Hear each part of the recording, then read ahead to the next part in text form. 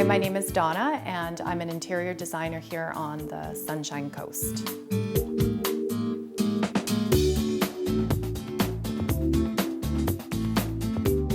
This house is multi-leveled, so there's 4 levels to our home. We definitely wanted a modern feel to it, but I know that sometimes the word modern tends to scare a lot of people because it can be very cold. So it was really important for me to introduce a lot of natural elements such as wood to keep it from feeling cold and sterile.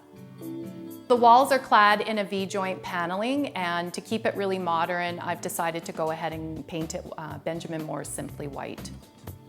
The fireplace is interesting, and I had a really hard time convincing my husband that it would be really cool, and I'm really glad that we did it.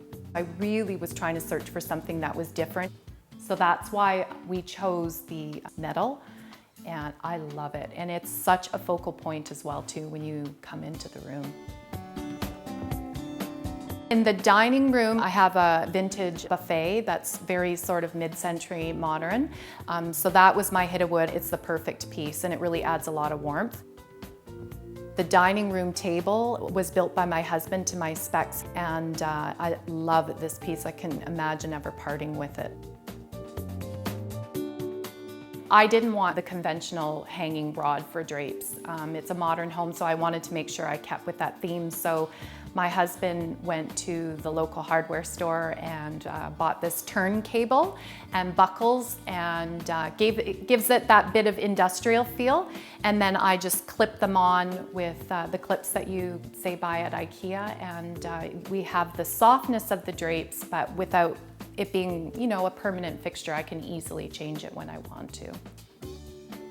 And then of course on the stairs behind me, that was all made with fir as well too. So those elements really bring a lot of warmth to the all black and white scheme in this house.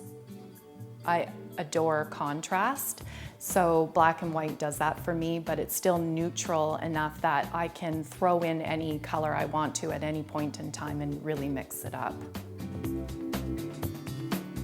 The kitchen actually is my favorite place in the whole entire house. It was one of my big wish list things. I wanted to have a really large, entertaining kitchen, something I could cook in. So it was really important for me to have a big enough kitchen that people could be in, I could still be working in. And also too, when the doors to the patio were open as well too, that people could freely flow in and out of the room from the deck into the kitchen. The sliding doors open to probably close to 18 feet.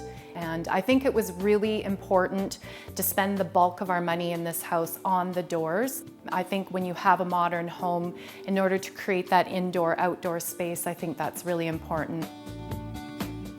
The view out front of our house looks onto Keats Island. We have the marina and lots of action that goes on. So, you know, to have the windows and the doors the size they are really helps to bring what's going on outside inside.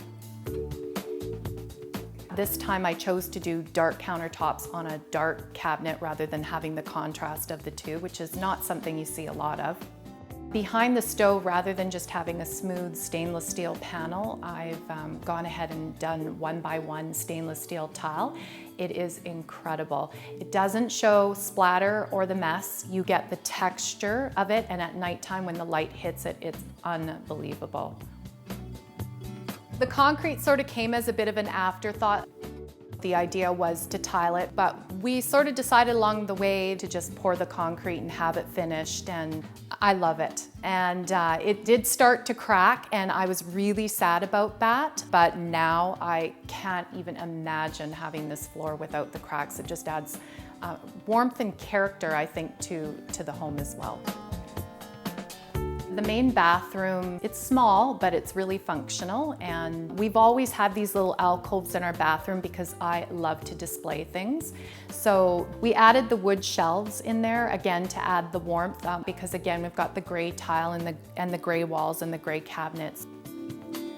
The bedroom was an idea that we wanted to make sure that the whole space was ours. It was 500 square feet, which I feel a bit embarrassed admitting. You would think that such a large space would be easy to design, but in actuality it wasn't. And most of that is because we wanted to make sure that no matter where we were in the room, we would always be able to see the view. So when you come up into my bedroom, the first thing you see is the bathroom, which is a bit unconventional, but no matter where you are in that space, you always get to look out at the beautiful bedroom window to see the ocean view. So we really, really love how that turned out. And this time we decided to put our bed up against the wall facing out the window so that every morning we got to wake up, we would be able to see the view.